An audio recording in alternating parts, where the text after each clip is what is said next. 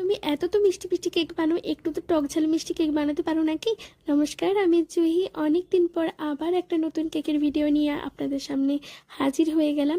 শরীর অসুস্থ থাকার জন্য আমি কোনো কোনো ভিডিও এডিট করতে পারিনি, তাই আপনাদের সামনে আসতে পারিনি। তো অনেক দিন পর আবারও কাজ শুরু করলাম নতুন করে ভিডিও দেবার। তো এটা দেখে কার কার জিভে জল আসছে, আর কে কে পোস্টটা আগেই দেখে নিয়েছো বলো তো একটু কমেন্ট করে। তো আমি যে বোনটা এই কেকটা অর্ডার করেছিল, তো সে বলেছিল যে তার বোনের বার্থডে, আর তার বোন হচ্ছে ফুচকা লাভার। তো ফুচকা লাভারের ফুচকা থিমের কেক হবে না বা আমি বানিয়ে দিতে পারবো না, আমাকে আবদার করেছে। তা তো হয় না বলো। তো আমাকে আবদার করে বলেছিল, দিদি আমার এরকমই একটা কেক চাই, তুমি তোমার মতো করে ডেকোরেশন করে দিও।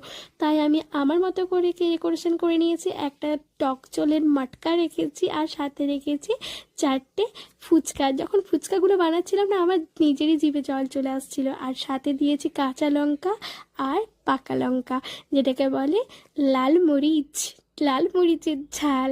তো এইটা দিয়েছি, আর ওপর থেকে ফুচকার ওপরে সমস্ত কিছুটাই দিয়ে দিয়েছি, মানে পেঁয়াজ, লঙ্কা।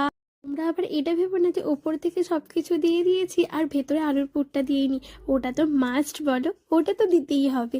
আর সাথে করে ওপরে একটু ফুচকাগুলো রিয়েলিস্টিকের জন্য আর একটু কালার করে নিচ্ছি, আর ওপর থেকে কিছু স্প্রিঙ্কেলও ছড়িয়ে দিচ্ছি। আর এটার ইনসাইড ফ্লেভার ছিল বাটারস্কচ, পিওর বাটারস্কচ কেক। আর কার কেমন লাগলো জানাবেন। আর সাথে করে একটা হ্যাপি বার্থডে টপার ওপর থেকে দিয়ে দিচ্ছি। না, এটা সাইডেই দিয়েছিলাম, ওপরটা ক্যান্সেল করে দিয়েছিলাম। কার কেমন জানাবেন, কেমন লাগলো সকলে, আর কে কোথা থেকে দেখছেন জানাবেন। টাটা।